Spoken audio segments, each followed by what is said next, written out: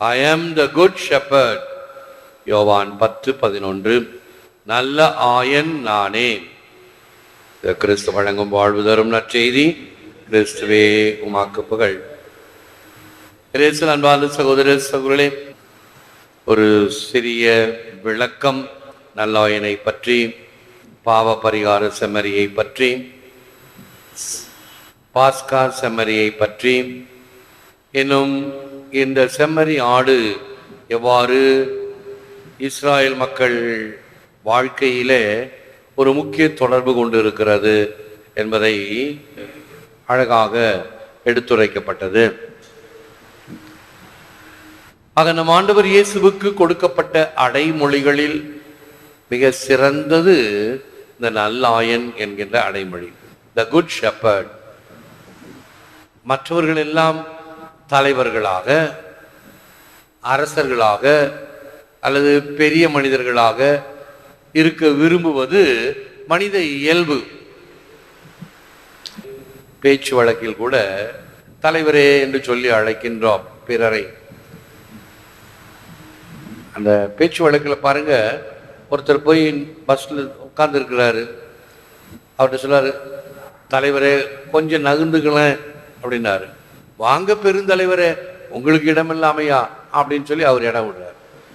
அவர் தலைவர் சொல்ல இவர் பெருந்தலைவரே என்று இந்த தலைவர் பட்டம், பெரிய பட்டம் என்பது ஒரு பெரிய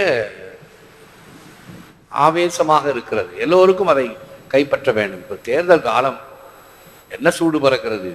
இந்த பக்கம் வெயில் ஒரு பக்கம் வாட்டி வருத்தால், இன்னொரு பக்கம் இந்த தேர்தல் சூடு இன்னொரு பக்கம். ஆளாளுக்கு என்னென்ன விதமாக இப்படி போட்டு மக்களை ஒரு வழியாக்குகின்றார்கள். அதில் இருக்கக்கூடிய முக்கிய கருத்து என்ன? மக்களுக்கு பணிவிடை செய்ய வேண்டும் என்ற ஒரு கருத்தா என்று ஆழ்ந்து பார்த்தீர்கள் என்றால் எவ்வளவு தூரம் உண்மை என்று நமக்கு தெரியும். மக்களுக்கு பணி செய்யக்கூடியவர்கள் தலைவராகித்தான் பணி செய்ய வேண்டுமா? தேவையில்லையே. அந்த வகையில் தான் நாம் தேசப்பிதா காந்தியடிகள் பாருங்கள், அவரை மகாத்மா என்று அழைக்கின்றோம் என்றால் அவர் ஒரு சாதாரண ஆத்மாவை போல இல்லை. கட்சியிலோ அல்லது மக்களிடையோ பெருந்தலைவராக போற்றப்பட்டு பதவியில் இருக்க வேண்டும் என்று ஆசைப்பட்டவர் கிடையாது. அதுதான் அவருடைய தனிச்சிறப்பு. ஆக பதவியில் இருந்து கொண்டு பெரிய பதவியை வகித்துக் கொண்டு தான் மக்களுக்கு சேவை செய்ய வேண்டும் என்பது ஒரு நப்பாசை, பேராசை, தன்னலம், சுயநலம் என்றுதான் கொள்ள முடியும். நீ பதவியை தேடி போகாதே, பதவி உன்னை தேடி வர வேண்டும். அதுதான் பணி செய்வதற்கு இறைவன் கொடுக்கின்ற அழைப்பு. Jesus shows in what manner a shepherd may be proved good, and he teaches that he must be prepared to give up his life fighting in defense of his sheep, which was fulfilled in Christ. Cyril of Alexander. ஒரு ஆயர் எவ்வளவு நன்றாக தம் ஆடுகளை பராமரிக்க கூடும் என்பதை இயேசுவே தெளிவாக சுட்டி காட்டுகிறார். மேலும் தம் மந்தையை காப்பாற்றுவதில் தம் உயிரையும் கொடுக்க தயாராய் இருப்பார் என்பதையும் அவரே கற்பித்திருக்கிறார். நல்லாயன் தன் ஆடுகளுக்காக உயிரை கொடுப்பான். கூலிக்கு மேய்ப்பவன் ஆடுகளை விட்டுவிட்டு ஓடி போய் விடுவான். அன்றைக்கும் கூலிக்கு மேய்ப்பவர்கள் இருந்தார்கள். இந்த கூலி அனுகூலம், அதனால் எனக்கு பயன், பிரதிபலன் என்று பல வகைகளிலே பின்கருத்தை வைத்துக் கொண்டு கரிசனத்தை காட்டுவது என்பது உண்மையான நட்போ தோழமையோ சேவையோ இருக்க முடியாது. The name shepherd suits Christ, for just as the shepherd leads his fold to the pasture, Christ feeds his flock with a spiritual food, his own body and blood. St. Thomas Aquinas. இடையர் என்பது இயேசுவுக்கு மிகவும் பொருத்தமானதாகும். ஏனெனில் இடையர் தம் மந்தையை பசும்புல் வெளிக்கு கொண்டு செல்வது போல கிறிஸ்துவும் தம் மந்தையை தம் சொந்த உடலாலும் இரத்தத்தினாலான ஆன்மீக உணவால் உண்பிக்கிறார். ஒவ்வொரு நாளும் திருப்பலியிலே நாம் அவருடைய வார்த்தையை கேட்கின்றோம். The table of the word.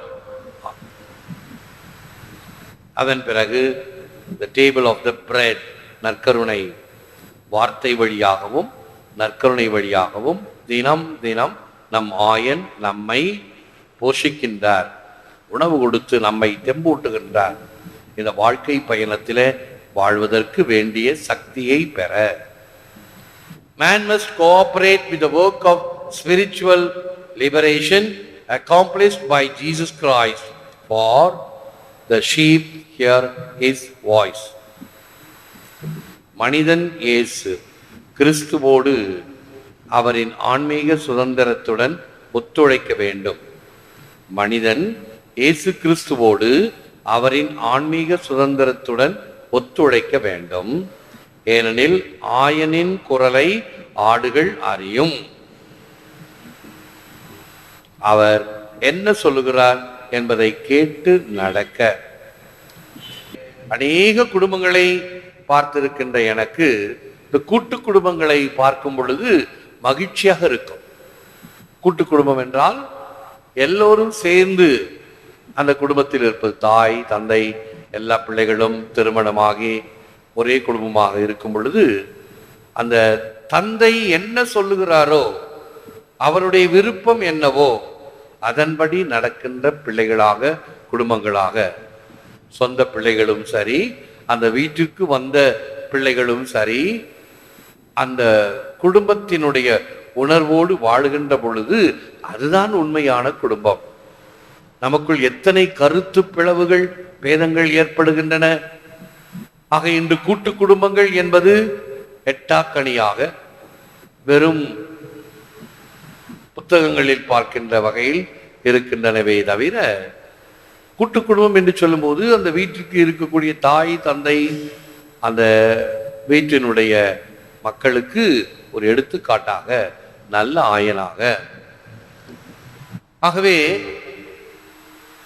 அந்த தாயும் தந்தையும் தன்னுடைய பேர பிள்ளைகளை பார்க்கும் பொழுது அவர்களுக்கு ஏற்படுகின்ற மகிழ்ச்சி, நிறைவு அதை சொல்லால் வர்ணிக்க முடியாது. அதைத்தான் திருக்குறளிலே யாழினிது குழலினிது தம்மக்கள் மழலை சொல் கேளாதவர். சின்ன பிள்ளைகளுடைய அந்த மழலையை கேட்கும் பொழுது ஏற்படுகின்ற மன திருப்தி அது எந்த காசு எந்த விதமான பொருட்களோ நமக்கு தராது. அதுபோன்று நல்லாயினாம் கிறிஸ்து இருக்கின்ற மந்தையிலே அவர் சொல்படி வாழுகின்ற மந்தையாக இருந்தோம் என்றால் நம்மிடம் பிளவு, எத்தகைய பேதமை இருக்காது. ஆயன் எவ்வழியோ அவ்வழியே ஆடுகளும் செல்ல வேண்டும். அந்த சங்கீதம் 23 பாடினோம். ஆண்டவர் எனது நல்லாயன். முன்னாள் கர்தினால் லூல்சாமி அவர்கள் இயற்றிய பாடல். அவர் இன்று இல்லை என்றாலும் இந்த பாடல் வழியாக அவரை நினைவு கூறுகிறோம். என் ஆயன் ஆண்டவர், எனக்கு என்ன குறைவு? The Lord is my shepherd, I shall not want. Even though I walk through the valley of the shadow of death, I will fear no evil, for thou art with me. ஆண்டவரே, என் ஆயன், எனக்கு ஏதும் குறையில்லை. சாவின் இருள் சூழ் பள்ளத்தாக்கில் நான் நடக்க நேர்ந்தாலும் நீர் என்னோடு இருப்பதால் எத்தீங்கிற்கும் அஞ்சிடேன்.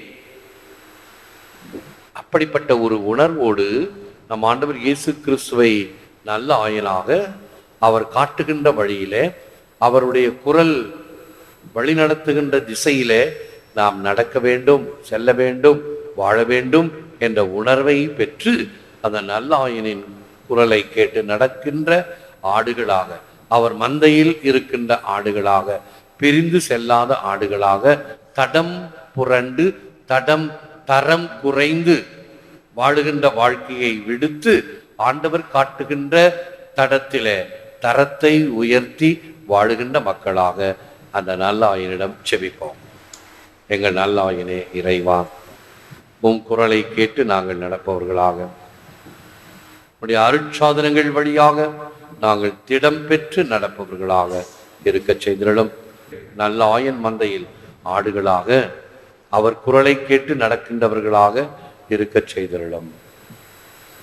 ஏற்று வர மருளும் இறைவா, காக்கும் கரங்களினால். ஆமென்.